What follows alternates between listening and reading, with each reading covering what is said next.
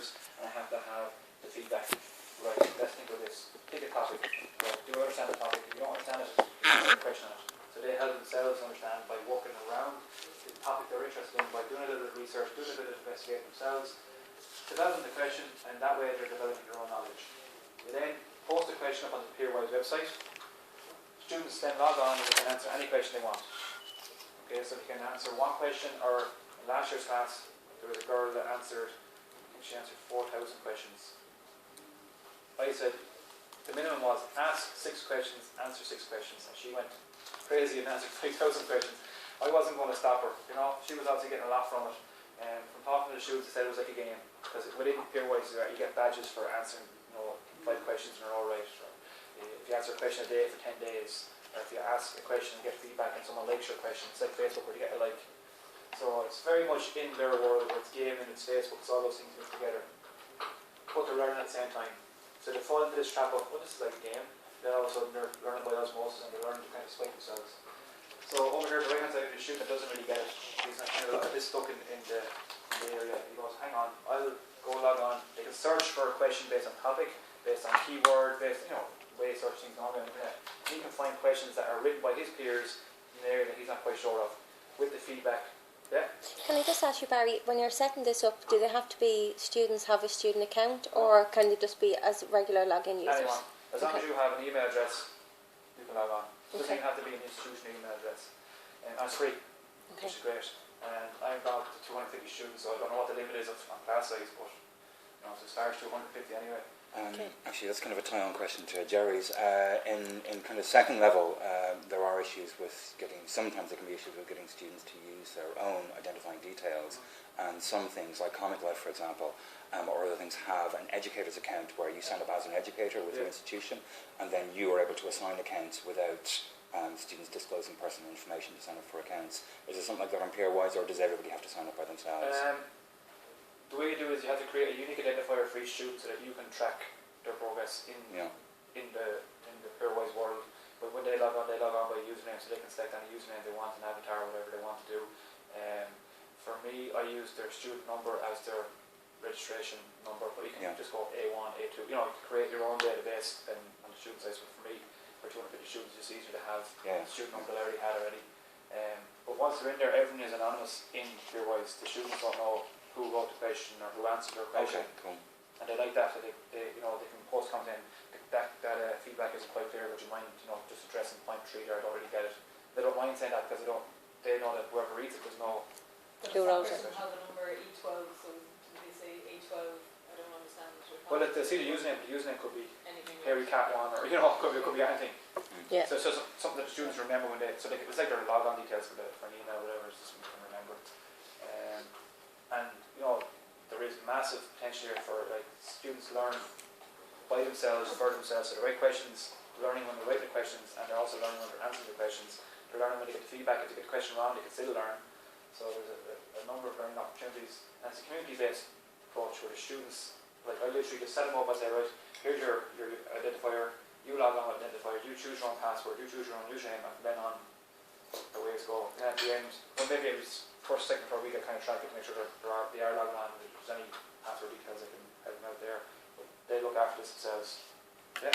And is it continuous? Like, the way sometimes when you log in, I'm using MindFlash at the moment, but when you log in, it's only a 30-day free trial, and then after that you have to pay. So forever free. So it's forever free. Okay. If you like using it, there's a growing community out there. If you go peerwise.org, and they have all the publications that ever mentioned Peerwise is relatively new, so there's only a few of them. There's the discussion forum. You can talk to people. It's developed by the University of Auckland, and they're quite open. I've been just emailing the guy saying, can you send me more detailed information on? I just send me an Excel file with every question ever answered at the time. Everything. You get raw data from the website. But if you want more information, they're more than happy to give you all the information you want. And the way I was using this, I had an aligned assessment where I had clickers, the clickers, like the ones in there. So I had clickers in the classroom, so they use kind of, pair share kind of discussion to develop their understanding of the questions and how to answer questions correctly in the classroom. They had the Peerwise then for their own virtual asynchronous learning, and then their assessment was an online MCQ in web courses. So the three of them were all aligned up together, so their learning was based around being able to answer be able to design, be able to work around multiple choice questions. So in that way, the students felt it was just part of the process. It was all linked in together, but they didn't see kind of here's something I just threw it in there just for the sake of throwing it in there because it's cool technology. You have to kind of think about how you put your technology in there, not just throwing it in for the sake of throwing it in, because they'll see that it stands out like a sore thumb. So.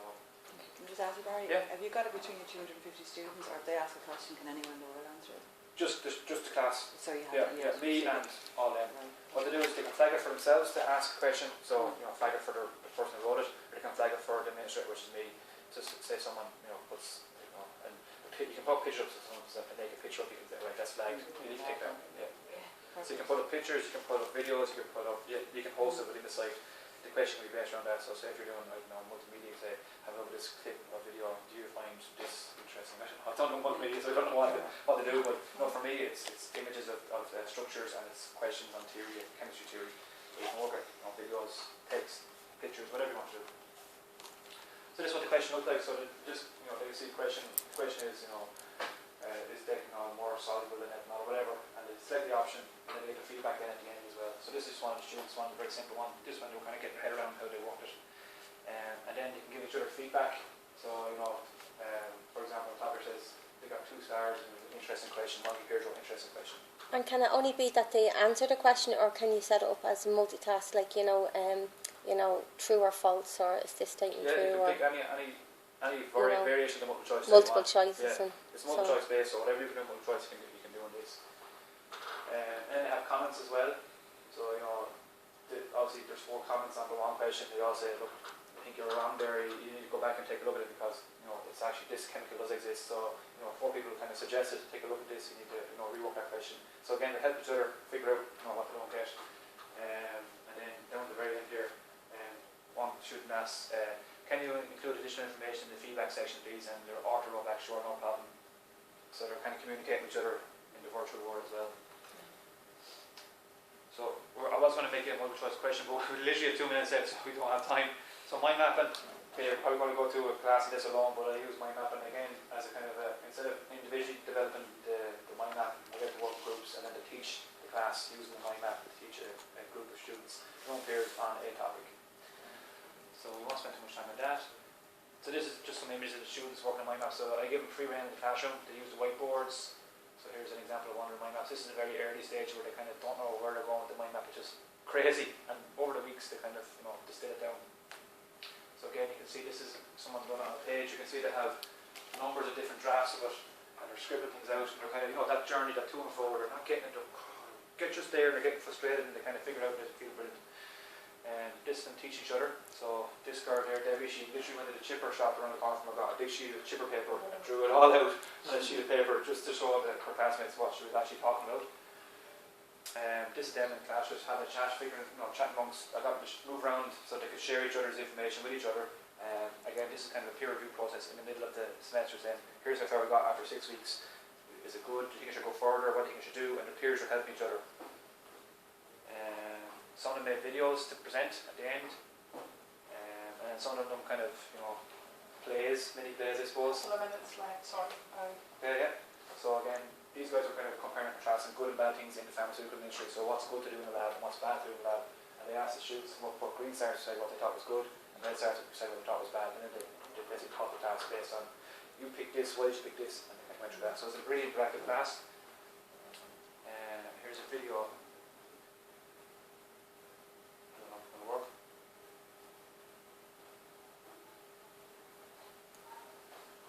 Just a random day, just picking. See, some groups are working with each other, some are kind of stuck on the board and don't know what to do, some are taking photographs to document what they're doing. And then we have these two, these were kind of Erasmus students, and they were kind of working together because they were speaking French. But if you listen to the dialogue, you can actually say, I don't think that's going to work. We'll take a picture of that for next week. You can hear them talking about what they're going to be doing, their plans. Quickly moving on. So video is a thing that I'm using at the moment. So I kind of divided the groups of 4 and I say, right, I want to do a video on anything inside the circle. So pick a topic on, topic was biochemistry, so they can pick anything on topic. So it could be art history, for teaching art history.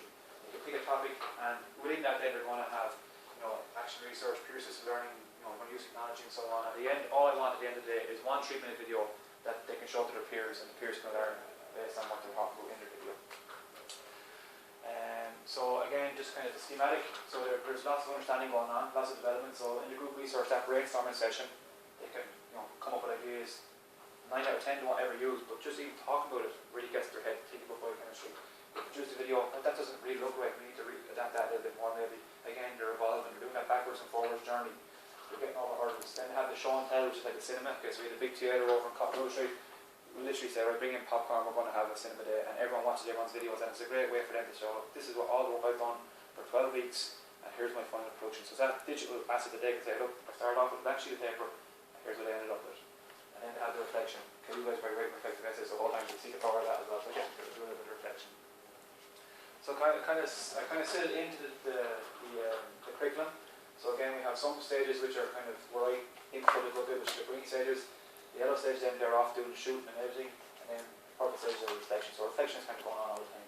So you do have to give them a little bit of support where you kind of provide them, like what I provided you guys with like a little storyboard where you can fill in your ideas. Just something so you have somewhere to start filling out your information. Okay, to get them going. Sometimes it's hard to get going, but once you get going, it's much easier after that. So for your research data, I'm a firm believer in once you do a little bit of work, you should try and write it up and get a reputation out of it. So the triangulation of data, you've probably come across this idea before, where you're trying to 3 different areas of your data so that you can say, well, when they all come together, it's actually true and you're not kind of making it up kind of thing. So I had discussion forward before and after, so basically asked the students, how do you feel about making a video before? You got through the process, now how do you feel afterwards? Got to do reflective writing, that was a massive area of data for me, I suppose, because the students are so willing to speak. A lot, I said, I want minimum 500 words, a lot of them wrote 6, 7, 8 pages, just because they really got into it, they really wanted to get it out of their system, I suppose. And then I had in-class and outside class surveys, so basically survey monkey. Put them all together, we got some triangulation data, and all kind of came together quite nicely. So here's just some images from the students. So this is one of the students, they were doing diabetes, so you can see they had boom, big title at the start, and then they kind of went in, they personified diabetes, so they made a kind of cartoon out of insulin and how it works in the body. These guys are comparing and contrasting sports drinks, so again, the stick men doing exercise, and then the scientists talking about afterwards how it affects the body. These guys are looking at how Coke affects the body, and a lot of the students I teach are kind of nutrition, dietetics. And you can see that they're 20 minutes you put on extra weight, you get red cheeks, so it's quite visual, Again, peer feedback where I got to do 2 stars in which, so 2 good things I like about their proposal and 1 thing that I could do to improve it. So again, this takes place in the big lecture hall, so again you get them to stand up, move around, turn around, talk to each other. They don't do this in this classroom now, they just sit there and just do that cinema effort. This is a different world for them where they actually get out and move around the classroom, it's great. A lot of them made it big, like Bosco, they made their characters that they in their film. These guys are doing food and so on, and they were making piping them in, quite interesting. They hosted their videos on YouTube, so that everyone could come along and watch them. We kept them on a closed channel, only the classmates could log on, but again it was available for trying to get into YouTube. Oh, sorry, that's like a gentleman.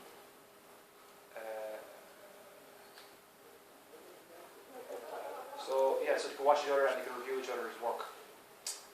Give it up and get active. So just posted, the students tweeted pictures of what they were doing and they used to retweet them. So again, you can keep the community going. Work clouds, we're not going to talk about that. Key summary out of the research was emotions is a big thing. They had this emotional, literally a roller coaster. Started off, oh this is great, oh I hate it, this is great, I hate it, oh this is great. So it's a roller coaster, and it's how you deal with that emotional roller coaster for the students will enhance their understanding, their learning, and their enjoyment.